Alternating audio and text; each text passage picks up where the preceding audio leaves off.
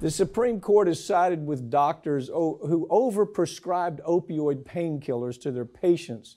They were running pill mills. That's what it was. And as you know, we handled we're still in the process of handling this national opioid case that's going on. And there's no question that the pill mill doctors knew exactly what they were doing. They knew they were killing 150 people a day. They knew exactly what the ramifications were of selling fentanyl in numbers that were just staggering.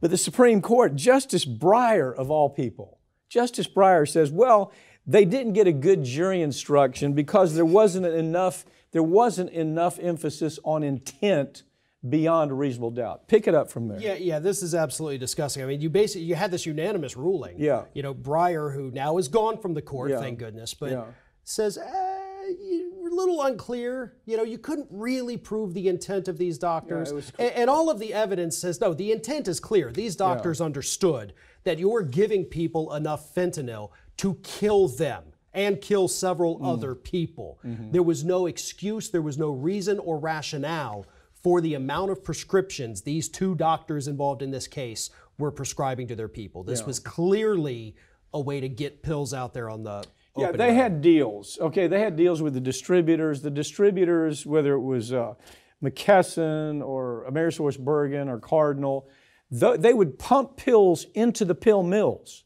They would go to cities like, where there's 1,000 people and sell 6 million pills through these doctors.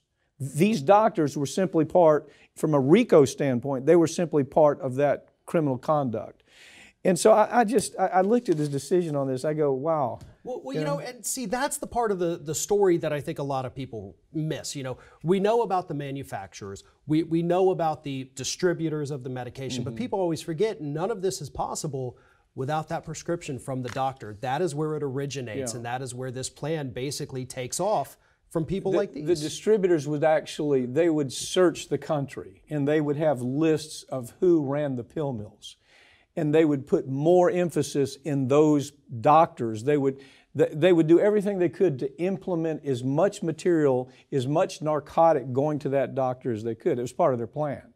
And these guys, they were part of it, and the Supreme Court says, they didn't get there was no good jury instruction on that, really.